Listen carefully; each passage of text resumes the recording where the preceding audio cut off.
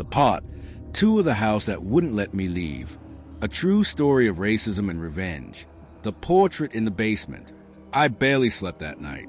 Every creak in the house sounded like footsteps. Every gust of wind outside the window carried a whisper.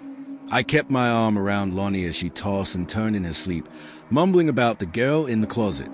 I didn't know what disturbed me more, a dream of the wet marks still soaking through the floor where the ghostly child had supposedly cried. By morning, the air in the house was thick, not with humidity, but with something else. Like grief, I decided I needed to know what I was dealing with. Maybe the house had a history, a tragedy, something buried. So I called a real estate agent. I need to ask, I said, trying to keep my voice steady. Did anything happen in this house before we moved in? The line was quiet for a second too long. Then she replied, no official record. If you're asking about rumors, there are always whispers. But legally, nothing I'm required to disclose. Whispers about what? Another pause. She hung up. I waited until Lonnie fell asleep that evening before I went to the basement. I had avoided it during the move-in mostly because of the broken steps and the damp smell. But now I felt drawn to it. The wooden stays groaned as I descended. The air was cold and wet, like a cave. A single light bulb dangled from the ceiling, barely flickering to life when I pulled the chain. What I saw stopped me in my tracks. A large, dust-covered portrait leaned against the far wall. The canvas was cracked with age, the frame chipped and rotting. I brushed off the surface, my fingers trembling. It was a family portrait, a white family. A man with a stern face, a woman in pose, and a little girl standing between them, eyes wide, mouth slightly parted. But it wasn't the painting itself that chilled me. It was what was written beneath it, carved into the wooden frame in crude, jagged letters. She's still here.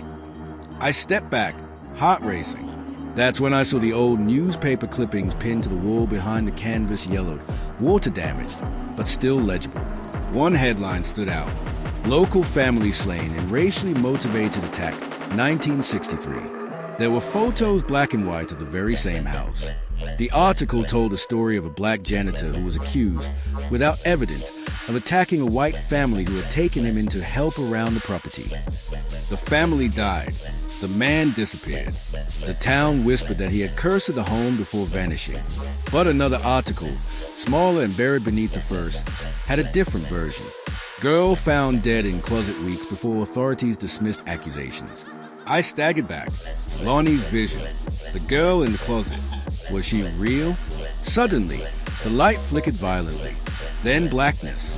I toned, heart pounding, fumbling in the dark. And then I heard it. Click, click, click. Not footsteps. Fingernails. On the concrete floor.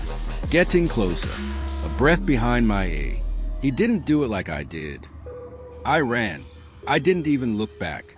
I slammed the basement door shut and shoved the couch in front of it. My hands were shaking so hard I could barely lock it. I didn't understand everything yet, but I knew one thing for sure. This wasn't just a haunted house. This house held secrets. Buried under lies, racism, and murder. And whatever spirit was trapped here wasn't done telling its story. To be continued in Part 3, The Town That Protects a Lie. Subscribe, follow, and like Voices Unheard, where the stories the world hides are finally told.